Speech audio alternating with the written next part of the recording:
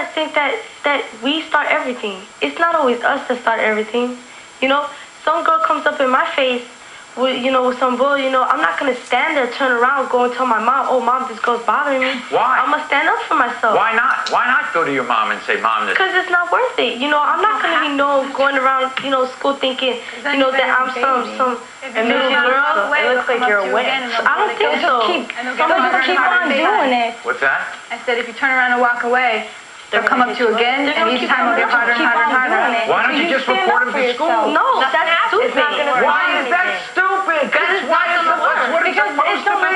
It's not going to stop anything. Everybody can't talk at once.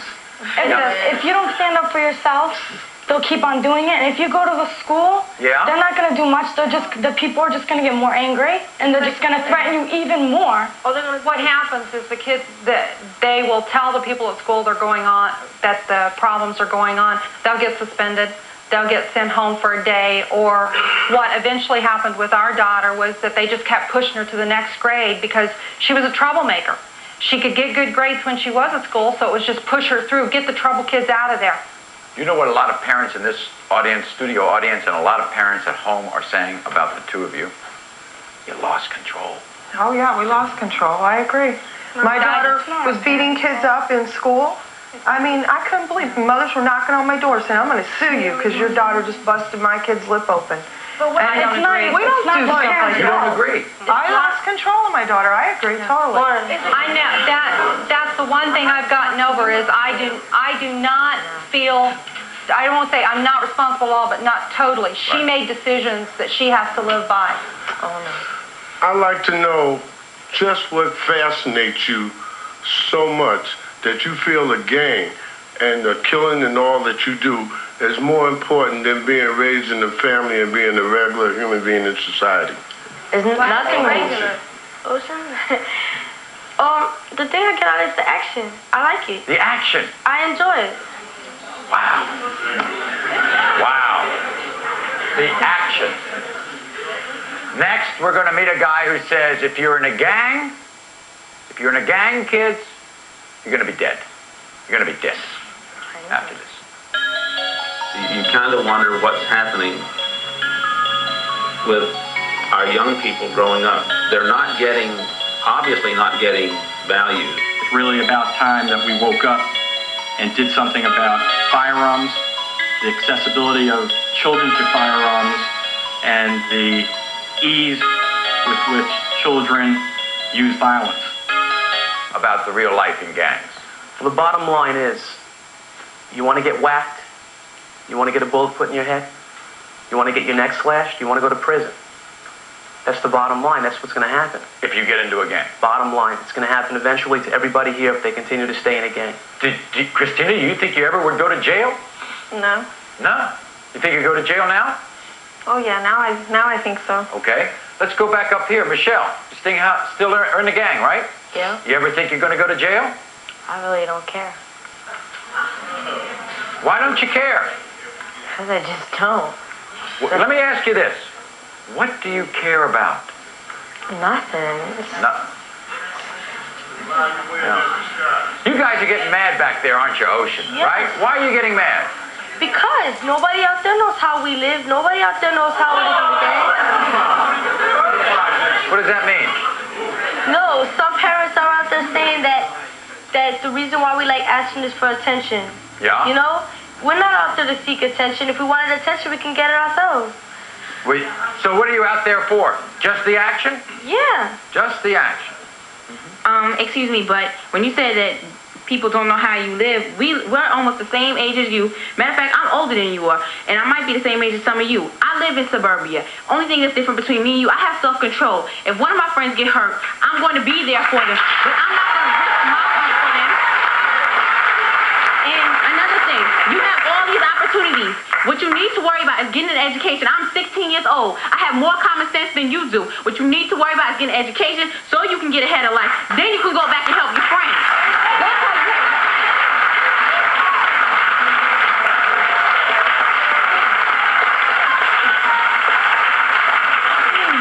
First of all, when you get into these groups, you have to even question the gang members of these groups, because if they're older than you and they're still doing these same things, what are they leading you to? They're poor role models for you. You know how many people want to change places But they like with you? them. They like them. Yeah, go ahead, Ocean. Can I say something? Sure. What I'm telling you now is how I was. I have been in a rehab for a month. I'm trying to help myself. Right. Okay. And I think that's great. And I think that's great. So let me ask you this. In 1 month, how do you feel differently now than what you did a month ago? Well, first of all, I don't do the things that I have done back then.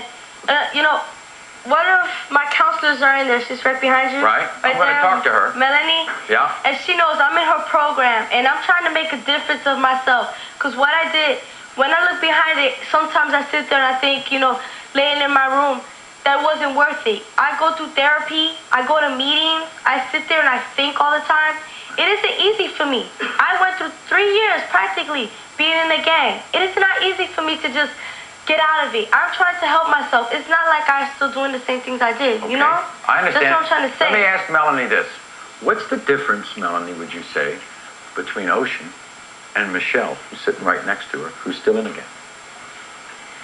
Not a lot. They both had a lot of life traumas and a lot of childhood negative experiences. So if you talk about a family base to go home to after school, they don't have much of one. Their mothers are busy taking care of the other kids. Right.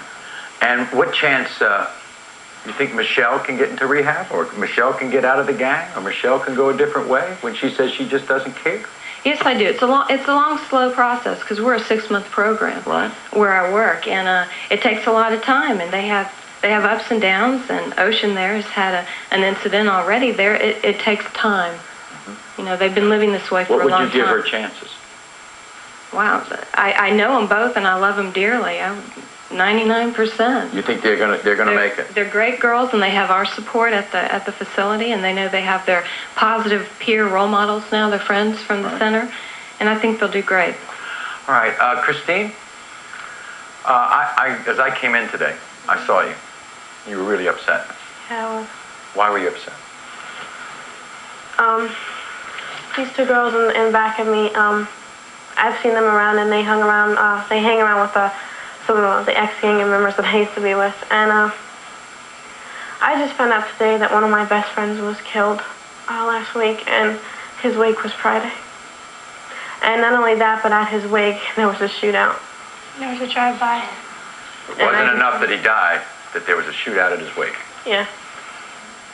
We'll be back after this.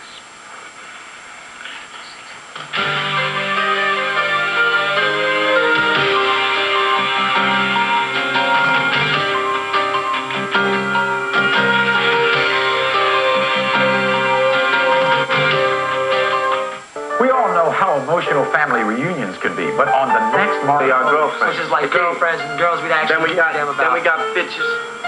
And then they're the ones that fight. And then we got the hoes that we just use for sex toys. Is that what boys think of girls in gangs? How do the guys, Jen, in gangs treat the girls? That was my friend, and he said that, he said that about most people, but not everybody, I mean, he's got friends that, people love each other. Maury, that was my ex-boyfriend from 6 months ago, and he was not like that. He was just getting out of the gangs, and he treated me very good. And this breaks my heart to see him say this. I can't believe that's him. I really can't. Is this one of the you're out of the gang, right? Yeah, I'm in a treatment center along with these 3 girls. You're in with Ocean and Michelle and Christina, right? Mm-hmm. Is that one of the reasons why? I mean, when you see kids change like that? Yeah, it scares me. I know what I went through. I'm using the drugs and hurting my mom. The good thing is, you didn't change. You found something deep in you that said, I can't be that way. I'm proud of it. And I think that's what your therapist and your counselors are looking for. What they're looking for is those feelings within you that you can bring to the surface. Everybody, I don't want to belittle what Chris has done, because she did make a decision to change, but unfortunately her father and I had to threaten her.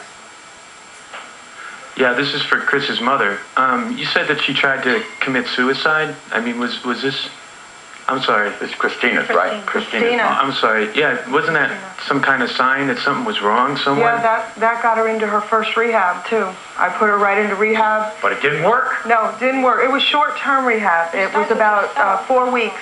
Then she went to another rehab when she relapsed, and that was 3 weeks. Then she relapsed again, and the last time she cut her wrist open and took an overdose of Valium and got drunk. And I went to the courts that time and had her Myers acted into a long-term rehab. This is for the ladies that's still in the gang. I think you need to realize that you were born in this world by yourself, and you don't need gang members to make you feel wanted, because you're going to die by yourself.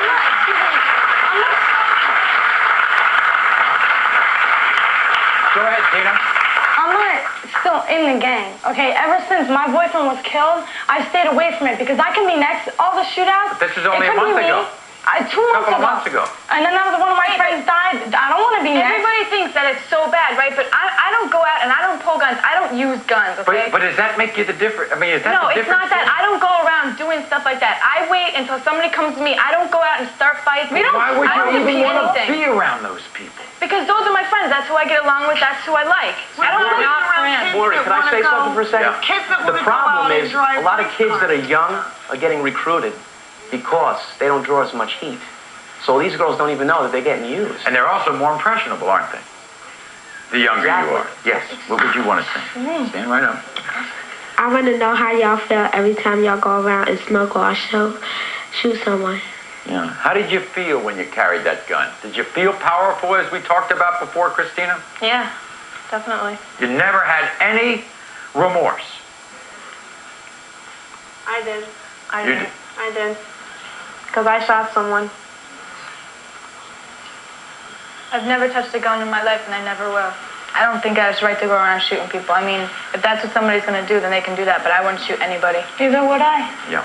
Yes. No need for weapons. Yes, my question is to the parents. I'm a parent of 2 young ladies. One is 20 and one is 15. The question is, was there ever any signs that you could detect to determine that your child was going astray? I mean, or going to get into trouble. Going to get in trouble.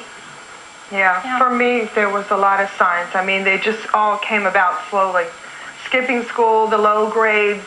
I mean, that's the way it always was. I mean, when I was growing up, we did bad in school. I mean, somebody was going to be on your butt. You do. I mean, you know, we've talked to teachers.